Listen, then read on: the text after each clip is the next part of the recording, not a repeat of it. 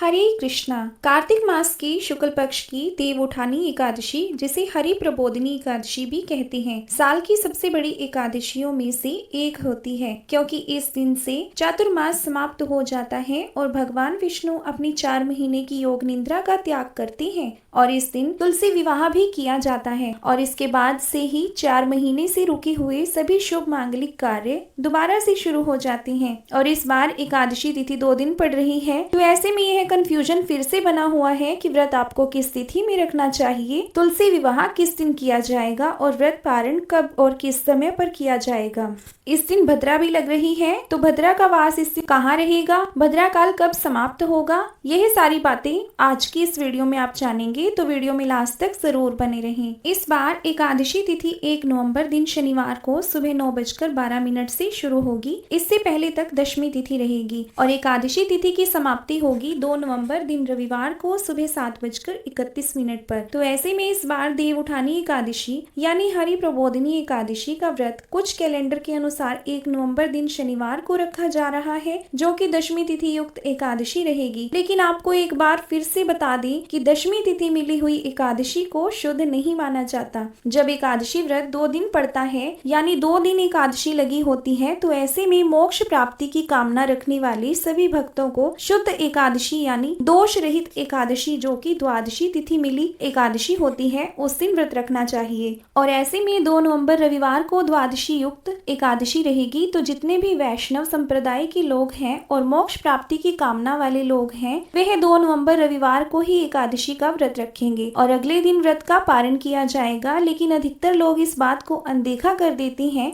और जिस दिन एकादशी लगती है उसी दिन एकादशी का व्रत रख लेते हैं। ऐसे में गृहस्थ जन चाहे तो 1 नवंबर शनिवार को व्रत रख सकते हैं, नहीं तो 2 नवंबर रविवार को शुद्ध एकादशी का व्रत सभी भक्तों को रखना चाहिए। अब बात करते हैं शनिवार के शुभ मुहूर्त की। तो इस दिन ब्रह्म मुहूर्त सुबह 5 बजे से 5:48 तक रहेगा। सूर्योदय इस दिन सुबह 6:36 पर और सूर्यास्त का समय शाम 5:44 पर रहेगा। प्रातः काल पूजा का मुहूर्त सुबह 5:15 से 6:33 के बीच में आप पूजा कर सकते हैं। शाम की पूजा शाम 5:36 से 6:54 तक कर सकते हैं और भद्रा काल लगेगा रात 8:27 से और भद्रा काल की समाप्ति अगले दिन यानी रविवार को सुबह 7:31 पर होगी। इस बार भद्रा का वास मृत्युलोक में ही रहेगा और यह समस्त शुभ कार्यों के लिए अशुभ मानी जाएगी। राहु काल का समय रहेगा सुबह 9 बजे से 10:30 बजे तक। अब जानिए 2 नवंबर 2025 दिन रविवार के शुभ मुहूर्त के बारे में। इस दिन ब्रह्म मुहूर्त सुबह 5:01 से 5:49 तक रहेगा। सूर्योदय होगा सुबह 6:36 पर, सूर्यास्त होगा शाम 5:44 पर। प्रातः काल पूजा कर सकते हैं सुबह 5:16 से 6:34 तक। शाम की पूजा शाम 5:35 से 6:53 तक आप कर सकते हैं। इस दिन भद्रा काल सुबह 7:30 बजे तक समाप्त हो जाएगा। इस दिन राहु काल दोपहर 4:30 बजे से शाम 6 बजे तक रहेगा। हरिवासर के समय एकादशी का पारण कभी भी नहीं किया जाता है, इसलिए जो भी भक्त 1 नवंबर दिन शनिवार को एकादशी का व्रत रख रहे हैं, उन्हें हरिवासर की समाप्ति के बाद ही व्रत खोलना होगा। और हरिवासर का समय 2 नवंबर रविवार को दोपहर 12:30 तक समाप्त होगा। तो सुबह आप पूजा कर सकते हैं, भगवान को भोग लगा सकते हैं, लेकिन स्वयं प्रसाद ग्रहण करके व्रत का पारण आप दोपहर के बाद से करेंगे। 2 नवंबर रविवार को आप अपने व्रत का पारण कर सकती हैं दोपहर 1:11 से 3:23 तक।